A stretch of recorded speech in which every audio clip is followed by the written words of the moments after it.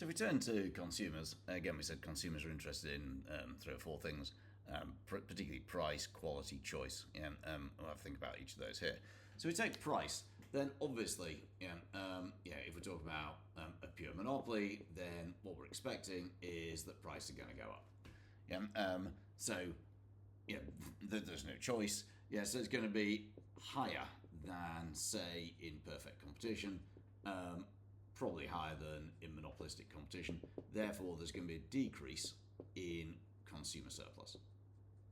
That's your standard line. When people think of monopoly, they kind of think, oh my goodness, that's a bad thing. But of course, we're saying, well, that's not necessarily the case. When we say that prices are going to be high, well, surely, again, kind of depends. I mean, it depends on the objectives. It depends on the type of the monopoly, particularly. Let's say Google. Well, how much does it cost to use search? Nothing. How much does it cost to use Google Maps? Well, I mean, apart from your immortal soul and data, it costs nothing. How much does it cost to use Google Maps? Nothing.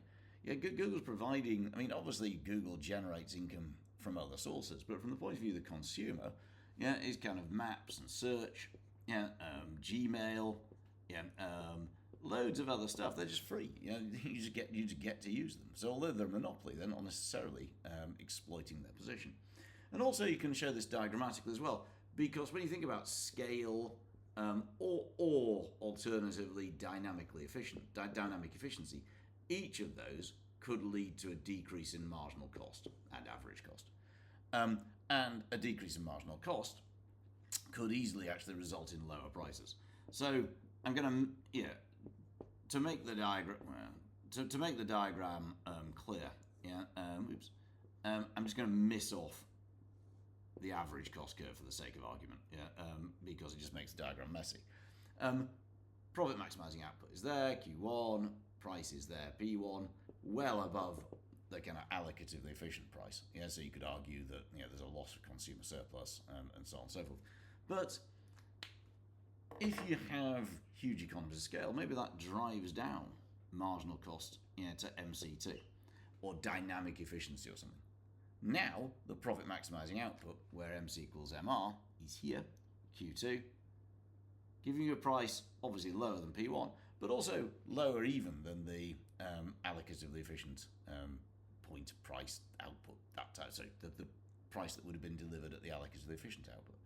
So potentially, the huge scale of monopoly, even though we said before there is a well, fellas, prices can be a lot lower as a result of things like scale and dynamic efficiency. So again, it depends. And when we start talking about monopoly, it depends on there are so many factors that it's going to depend on. It's important to have a clear line to start with, and then to be able to evaluate around that. So choice again. If we think about choice, at one level, choice sounds obvious. It's like you don't have any. On the basis that it's a monopoly, stupid. So we might argue, that choice in theory, there is none. There is no choice. There's just one firm. But again, in reality, monopolies want to retain their position, and just producing kind of one product probably isn't going to work. If we look at something like, maybe not in the case of a pure monopoly or government, but if we look at working monopolies where you got one dominant firm, something like beer. Beer in reality, I can't remember what market share InBev has, but it's huge. But do you have any choice? Hell yeah, because they produce, InBev produce, hundreds, of brands, hundreds of different types, of product. Again, look at the confectionery market. It's not a pure monopoly. It's dominated by a few big firms, but you think about the brands that the types of chocolate that are available to you. Milk, dark, white, nuts, no nuts. Mars. Earlier in 2024, they bought Hotel Chocolat. So it may not be as simple as that. The idea that your classical or neoclassical monopoly Yeah, from original theories, there is simply one firm that produces one thing. In the real world, monopolies are much more complex than that. Yeah, and because they want to retain their monopoly position in some cases, at least, yeah, they may offer you a range of different products, to meet your needs, which again kind of means maybe they're more allocatively efficient than we might think. And lastly, quality. Again, you're probably sensing that the answer is it's gonna depend. If you think about quality, again, the theory is as a consumer, you have no choice, and therefore that's going to lead to low quality, because since you don't have any choice, why would I give you high quality? But again, a lot's going to depend.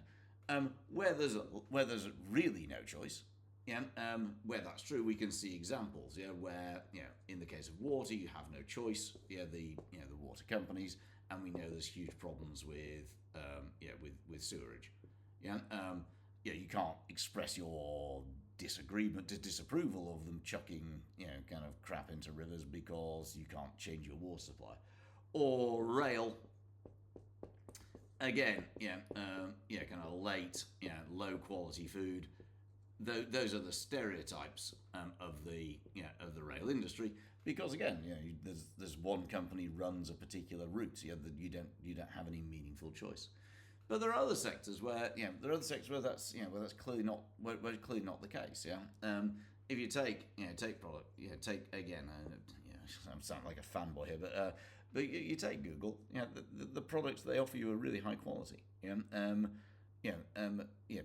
The ones we talked about before, Gmail, Google Maps, and so on. They're high quality and they're for free.